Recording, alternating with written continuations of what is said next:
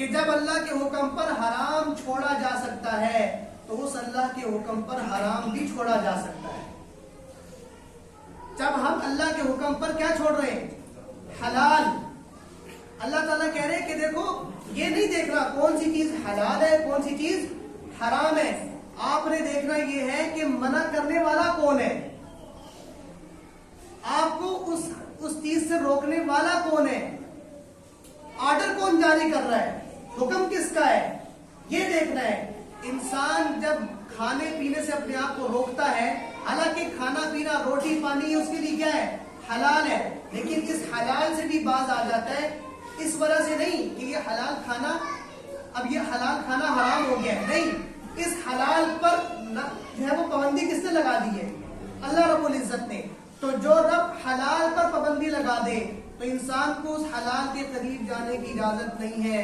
तो जिस रब ने हराम पर पाबंदी लगाई है तो उसके करीब जाने की इजाजत कैसे हो सकती है? ये सीखने का काम है रोजे से। थोड़ा सा हम सहरी इफ्तारी से अगर बाहर निकले तो रोजे की डेफिनेशन इस्लाम के अंदर ये है। आप सल्लल्लाहु अलैहि वसल्लम का रोजा कैसा था, सहाबा का कैसा रोजा था? खजूर पानी खाई, बस रोजा रख लिया, खजूर मिल गया पानी मिल गया, रोजा इफ्तार कर लिया। हमारे यहाँ तो इफ्तार में भी 10-15 मिनट का वक्फा होता है नमाज के अंदर। मुझे नहीं समझ में आती, ये हमारा हिंदुस्तान का कल्चर है। भाई नमाज पहले है, खाना पीना जी बाद में। खाने पीने की वजह से नमाज को मुअख्खर नहीं किया जा सकता। मैं कई जगह उलमा से बात करता हूँ, लेकिन एक रिवाज चल पड़ा है, उसको बंद करना बड़ा मुश्किल काम है।